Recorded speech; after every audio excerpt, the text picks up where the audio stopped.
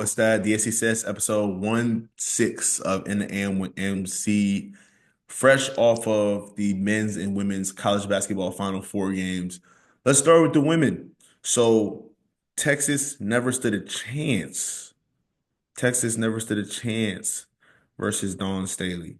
I think that it's funny that this Final Four consists of Dawn Staley's Gamecocks and all the teams that beat Dawn Staley during the regular season. Because as she said, and people did not like this statement when she said it, but she said anytime they beat a team, that team is elevated and South Carolina is dragged to the ground, as opposed to understanding that good teams do lose, and that their loss a lot of times has more to do with South Carolina's way of play versus the other team's way of play.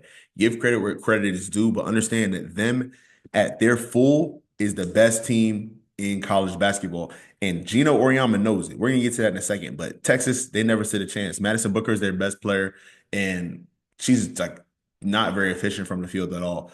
South Carolina is just too deep up and down. They beat them by like 20. They're going to the game. They have a date with UConn and Gino Oriama, who all but 30-piece UCLA. UCLA did not have enough guns and have enough bullets in the chamber to play them. But I think that realistically, the idea that they would have smoke with UConn and be able to bring their competitive edge to a game versus UConn as opposed to a game versus USC is slim to none. This is one advantage that UConn has playing in the Big East. I did say that it's a disadvantage them playing in the Big East during the regular season because it's not as competitive, it's not as physically competitive as the SEC or the Big Ten. And I stand by that. I do agree with that. But that being said, on the flip side, for a team like UCLA, you don't see UConn like during the season. You're not like, oh man, I can't wait to play UConn. You want to play USC. You want to play teams on. You still have that West Coast rivalry. You want to play. You probably want to play like Oregon State more than you want to play, or even Oregon more than you want to play a team like UConn. Um, but when you go against Paige Beckers, you're cooked. Paige Beckers is the most efficient player that has ever been in the college realm on the men or the women's side. Because right now, like when you look at the points she scored and the time she's played, I don't think there's anybody who's even there. She's only played like 3 years. She missed a whole year. She only played like 3 years, and she's third now all time in scoring at UConn. She's 50, 40, 90 player. And through the tournament right now, she's averaging like 29 a game, and she's shooting like 60%. That's stupid. Like people are not doing that. There's some people on Twitter in real life, on TikTok, who had the audacity to say she could not even be in the same breath as Caitlin Clark. And it's like, dog, stop. Like, I think Caitlin Clark is a better player. Don't get me wrong. But let's not act like it ain't close. Paige Becker was player of the year for a reason. And I've seen videos of her work out. She rarely misses, like when she's by herself, when she's in the gym. She takes her work seriously. She has great work ethic. She's clearly like a fun, like a goofy person, off the court. I like her interviews a lot. She seems like she's like a real cool person. But as a basketball player, she is like a Diana Taurasi clone. Like she's a you know what on the court. And she's a killer. Like she is a killer. Paige Beckers is a killer. That's why Gino is always mad when she don't shoot the rock because he's like, bro, shoot the ball. Same with AZ Fudd. Like she's not putting up the numbers right now. She obviously is nursing the injury that she's returning from. Fudd is, but Fudd is a killer. Like they're killers on UConn. Chen from Princeton, she's a killer. Sarah Strong, she's a killer. UConn can win this basketball game. It's not out of the question, and they've beat them before. But like I said, if South Carolina plays South Carolina basketball, they can't lose, in my opinion. Their brand of basketball is physical, it's tough. It makes you want to quit the game. Um, it's gonna be cool to watch the coaching battle between Oriana and Staley, two people who are giants in the women's basketball game.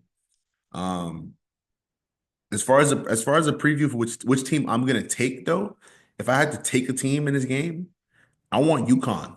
Give me UConn. I'm sorry, Don. Give me UConn. I really think that UConn with the players that I mentioned are going to be too much for South Carolina. But South Carolina is deeper. They definitely are deeper. But yeah, no, give me UConn. And I think that next year these teams could very well run it back, especially with Juju Watkins not being in the fold. Juju tearing her ACL, I think that happened in a round of 32. That changed the whole complexion of the tournament. It's a shame. It's a real shame. You have to look at this the training staff over there because she had a knee, excuse me, she had an ankle injury the game before. They was up 30 and they put her back in the game. And most knee injuries, if they're not like a one and done, like you did this and it happened, they stem from ankle injuries. So she had an ankle injury. Next game, she tears her knee up. I don't think that that's a coincidence, and I think that that's just a faux pas on the part of the training staff. USC is going to look different next year. They got some killers coming in though. I seen they had one in McDonald's All American game, the lefty. I forget her name, but they had some killers coming in. They got some killers through the portal. They stayed afloat. Um, and they I think they either got 2 to 16 and won and lost in the Elite Eight, or they lost in the Sweet 16. But either way, her getting hurt just changed the whole tournament, changed the entire complexion of the tournament. You really hate to see it. You really wonder what it would look like otherwise. Shout out to Haley Van Lith. I had talked about TCU being a team you can really root for maybe a couple episodes ago in the tournament because they have experience up and down the roster, and I mentioned her, but I did not think she was going to carry them so far. They slayed the dragon that was Notre Dame. Notre Dame has fallen apart. I think I'll talk about that on episode 17. Let me write that down right now, actually. Um, because Notre Dame with the portal, their situation, you definitely want to talk about that. But beating Notre Dame, that's no small feat. Coach Ivy does a great job for them over there, and Van Lift got it done. On the last episode, I mentioned how I believe SGA and Jokic should be co-MVPs, and here's why. SGA is the best player on the best team. Oklahoma City is maybe going to be a 70-win basketball team, and that's not something a lot of teams have been able to say historically. There's a reason there's a 70-win basketball team, and when you look at how they did it, SGA has had a lot of games without a lot of his guys. They got, I think, Hartenstein. They didn't have him for the most of the season. They didn't have Chet. When they got Chet back, it was like him and Hartenstein kind of like switched off and on because they've only played like 8 games together. So basically, when one was in, the other one was out, and vice versa. So having to deal with that uncertainty, always getting the best checks from the best players on the other team. Just imagine every single night you have the best defender, and it's like a 6'8", 6'7", 240, 230 dude, just like trying to take away your best shots, stop you from getting to your spots. SGA never wavers. He gets to his spot. He's had 30 points in like 50, 55 games. It's scary. It's unheralded. It's unprecedented. He's very efficient. I think he deserves MVP. But Jokic is Jokicing. He has the Nuggets in prime position to compete once again. He gets the best out of his guys night in and night out. And the 60-point triple double he had in the 1 point loss to the Timberwolves, the only reason they lost the game was because of Russell Westbrook's inability to hit a free throw. Jokic had 60 points and he had a triple double. Like, I don't think y'all is understanding. Like, I was scared of this. Where he's 7 foot, like 300 pounds. This is not a normal basketball player. This is not a normal human being. And we don't have to deny it as a league. We don't have to deny it as a people, bro. It's scary what he's doing. It's impressive what he's doing. We should commend it. We should give him his flowers. And I believe they should be co-MVPs. It's not something the league has done in a while, if they've ever done it. I don't know. I actually don't know. I don't know. I should look that up. But I think they should be co-MVPs.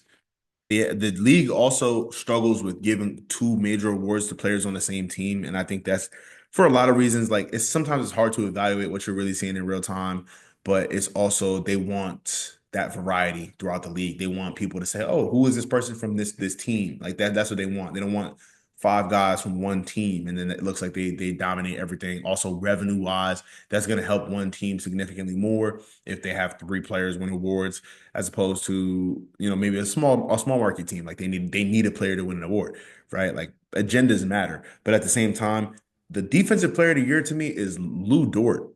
I'm not sure why his name has not been brought up more. You have Dyson Daniels, who's leading the league in steals, the Great Barrier Thief. He's traded the Hawks midseason, and he just has been torching the league and making it hell for people on the perimeter. But to me, I don't see Daniels necessarily playing differently than maybe Herb Johnson or excuse me, Herb Jones has been playing for the last 2 or 3 years. I don't think that what he's doing is necessarily new or revolutionary. I think that it's pivotal to their success as a team, but it doesn't scream defensive player of the year to me. I'm sick and tired of defensive player of the year going to the person with the most blocks or the person with the most steals, right? Because that's not necessarily an indicator of defensive play. And it's a 50, like you have to think about if you play 34 minutes a game, your stats are just naturally going to be better than certain other stats. That's why they care so much about the per 36 stat because it's like, well, I played 14 minutes, but realistically or hypothetically, if I played 36, I would have had, right? Like if you play more minutes, you're gonna have more stats.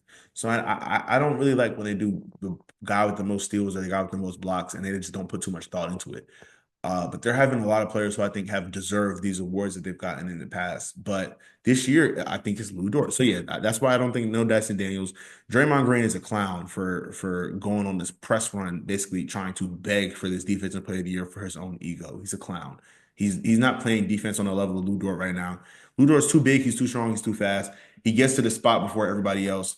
He can anticipate the second jump better than everybody else. He's the defensive player of the year. I'm standing on that. Give it to Lou Angus Dort. My sleeper finals pick, guess what? It's not from the Eastern Conference. What a shock. If there was a team in the Eastern Conference that I think could get hot right now and surprise people and make it to the chip, it would actually be the Bucks. Giannis Antetokounmpo had a 60-point triple double as well, I think. And I think he had 20 assists with that to beat the Sixers, the lowly Sixers. But the Bucks can definitely get hot. They can get hot with their team. They have good length if they get the most out of all their like like supplemental guys like Kuzma. I think they have Kevin Porter on their team. If they get the most out of those guys, they can make a little run. But Boston, they're just the 3-point barrage team, and then they match their we're gonna shoot all the threes on the planet with like very switchable defensive rotation. So it's going to be hard to beat Boston. But on the Western side, I got the Rockets. The Rockets are really surprising me. I think their former coach at Boston, Udoka, he deserves tons of credit. I mentioned on the last episode, he installs that piece of word mentality. Like they don't care. They just don't care. They're not going to get bullied around. You saw him go back and forth with LeBron James in the middle of a game, and I think he got thrown out of that game, and he just didn't care. He was like, "So what? What are you going to do?" Like talking to LeBron. It's LeBron James we're talking about. He don't care. So Udoka has instilled that mentality in them. They can go against teams with that 3-point barrage. Like they can do that, especially if you have guys hitting threes when they need to. The only problem is like Amen Thompson can't shoot a lick and Dylan Brooks has bad shot selection. But if you can get Dylan Brooks to hit his threes, Van Fleet, bad shot selection, right? Like they have guys who are care about themselves a little bit too much offensively. And I think that's their biggest problem. But when they play unselfish basketball, Jabari Smith can hit threes too. Like when they play unselfish basketball, I love the Rockets. I love watching them hoop. And I think that they're a sleeper team to make the finals this year in a year that no one expects them to make the finals, kind of like when the Celtics made the finals in a year when no one expected them to make the finals. So look out for them dudes in Houston. Last basketball topic of the day. Then we're gonna do song of the day, and then we'll talk about Stephon Diggs. So this Harden Wade comparison is I've seen it float around a lot. First of all, I think Dwayne Wade and a lot of players who are recently retired should stop talking about themselves and their success or non-success in the league. And I say this because the average fan doesn't understand how they're talking or why they're talking like this. I think that at the end of the day, it's great to be humble, and that a lot of these guys like Jeff Teague and Melo and Dwayne Wade are talking like this to lift up the current generation. But fans don't understand that, and people have lost the ability to correctly discern things in a way that is both nuanced but gets you to a common goal. In a way, sorry, I'm butchering this, but essentially, like people have lost the ability to have commonality, right? Like people are not like, okay, we can all look at this and say, Yes, I disagree here and here and here, but I know this for a fact, and nothing can dispute this. LeBron James is a perfect example. People will say, yeah, he has 50,000 points and he has four championships and four MVPs and this and this and this, but and there's a but everywhere. Like there's not like one thing people can agree on with LeBron James. They can't say he's the best dunker. They can't say he's the best of this. They can't say he's the best of that. And it's not an indictment on LeBron. That's about us as a society not being able to have commonality anymore. So all those players I mentioned, they are unfortunately like them trying to be humble and honest confuses people and as far as like evaluating them. So because they can't have commonality, it takes one person to tell them like, oh, that person actually wasn't that good, or they listen to them that person saying I wasn't as good as so and so, and all they hear is not good, and now people are questioning if Melo or Dwight Howard should be first ballot Hall of Famers. If they're not first ballot Hall of Famers, what is a Hall of Fame for? You know, so I say all this to say Dwayne Wade is one of the best players of all time. He took his team to the finals in his third year. He won them the finals. He was Finals MVP. His first step is really scary. It's really fast. Got it out the mud a little bit. Um, Prolific career with Tom Crean and Marquette as a basketball player. Just like a guy that you're envious of because you're like I could never be him. As a guy you watch on TV and you're like I just couldn't be him. I couldn't be Dwayne Wade. And the 2007 NBA Live game, me and my brothers, we played it on PlayStation, and I'll never forget, like, T-Mac was on the cover of that game, and nobody was better than T-Mac to me.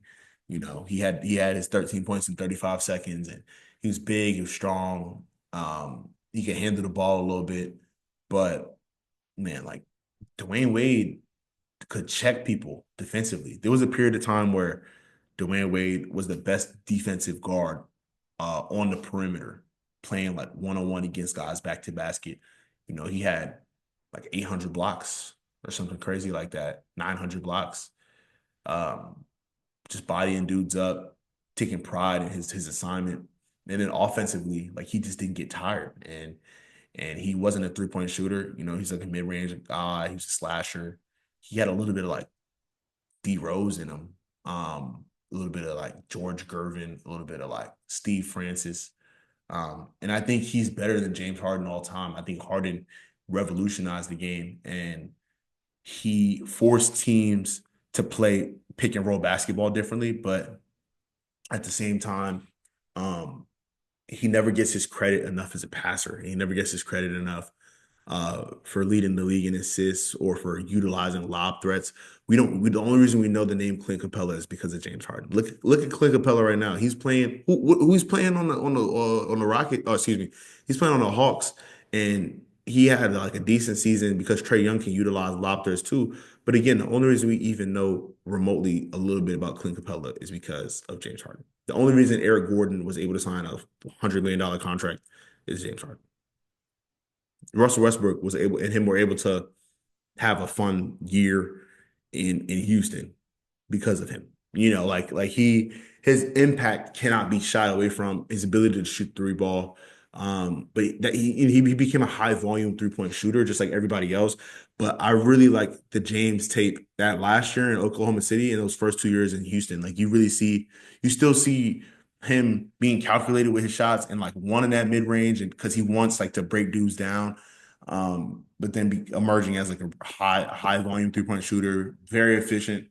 I think my biggest knock on Harden would be like performing in the playoffs at certain times, and I think defensively, that's where I separate him and Wade. Like offensively, Harden is I give him like the one up, but like it's not bigger than I would give Dwayne Wade as a complete player, being a complete player because defensively, like I just mentioned, he could play with the best of them, and then offensively, at least before LeBron came there, like Wade was a top three player in the league. So I'm gonna have to take Wade all time. I really hate getting into all time debates, but that one I just saw, especially because Wade spoke on it, and I was like, bro, I have to talk about this. Dwayne Wade over James Harden. Give me that. Song of the day. So happy to do this one my dear friend, episode 7 of the Polaroid podcast, my other show that I do. We haven't uploaded in a while on the Polaroid podcast, but we definitely will be able to sit down with somebody soon. But and there's about 60 episodes of the Polaroid podcast floating out there. The episode 7 of the Polaroid podcast, I was able to sit down with KAEDI, one of my dear friends. We did a program together when we were about 12, 13, and she has always been a talented singer. And it's funny because the program is like really academic, and a lot of us were, I don't want to say impoverished. I hate that word, but a lot of us didn't have the financial means to understand exploring hobbies and creative energy was important. Like I couldn't see myself doing something like this, right? Like when I was 11 or 12, because that wasn't what I was supposed to be focused on. And I think she was the same way where it was like we were in a program and we just had to keep our head above water and get to a place. But she was always a talent, and I'm glad she always stuck with her talent and she always saw it through. And the fruits of her labor are only now starting to materialize. Like I think globally the way that they should have always been. Like I said, like she's a talent and she's kind of been in the game. And now she's got this single called Seasons Changing. It's under KADI, first name Katie, and then last name, I think it's you pronounce it Philo, but it's Philo. And this Katie space and Philo, Seasons Changing. Song's got like a nice reggae vibe to it. She's Caribbean. And it comes through in the song. It's just a beautiful song. I already played it like 3 times. It just came out on Friday. You got to watch the music video as well. Shout out to the GOAT KAEDI. Listen to her talk about her music experience. She's also part of a girl group, Citizen Queen. And you can listen to her talk about that experience on episode 7 of the Polaroid podcast. Last topic of the day. Let's talk about Stephon Diggs. Yeah, I run a route. Stephon Diggs. Let's talk about Stephon Diggs to the New England Patriots. 3 years, $69 million deal. The Patriots have an out after the first year. I think this is a very Mike Vrabel deal. I'm not surprised at this deal at all. He talked about Drake May in an interview, and he basically what I deduced about the way he talked about Drake May is he was saying Drake's good, but we want to see if him playing around good players makes him great or if him playing around good players keeps him good. I think that was a translation of what Vrabel was saying about Drake May. And it's not a shot. He's not shot at all, but he still has to find out if Drake May is Justin Herbert or if Drake May is Brock Purdy. And I think he is Justin Herbert, but it's going to be cool to see now. Like he's got a real deal wide receiver core. Diggs should be the alpha of that core, but what would be like really, really funny is if they drafted Travis Hunter because it's like, how much firepower do you want in that position group on that side of the ball, right? Like teams win with options in the NFL. You don't win with one guy running up and down the field for you. That guy is going to that guy's going to win. That guy's going to get paid. Tyreek Hill was an example of a guy who was paid and he was the best at his position and his team was winning. But that normally doesn't happen. It's not, especially outside of quarterback. Like quarterback, that happens. But the Eagles just won, right? The Eagles are the deepest team in the NFL up and down. But even you look at their offensive assaults, their offensive attack, they have two really different kinds of receivers who can beat you in a lot of kinds of ways. They ended up adding like a serviceable options as other guys who can catch the ball who are not those two receivers. And then they have the best running back in the league. So they have a very balanced offense and they can beat you and they can hurt you. So if you add Stephon Diggs to this Patriots team, I think that what Vrabel is looking for is he's looking for balance. And you can add Travis Hunter and possibly have him in that room and just complete it. Or I think what's more likely is that they add Abdul Carter, right? And they push for getting balance on the defensive side of the ball, getting guys to be a little bit mean, a little bit nasty, a little bit gnarly, and push each other. And Vrabel probably wants camp fights. You want camp fights. You want guys to actually like get under each other's skin and grill because then when the dust clears and the dust settles, it shows you who's willing to go to bat for each other. And those are the teams that show up and show out when the time comes. These pro days are starting to wrap up, but big shout out to all of the Howard players that are at the Howard Pro Day. And big shout out to Jared Hunt, running back at Howard, who's invited to the Washington Commanders local pro day. So hopefully he can get a nice look. That'll be good for them. But yeah, this is the 17th, excuse me, this is the 16th episode of In the Am with MC. We're gone. Episode 17. We're on the way. Goodbye.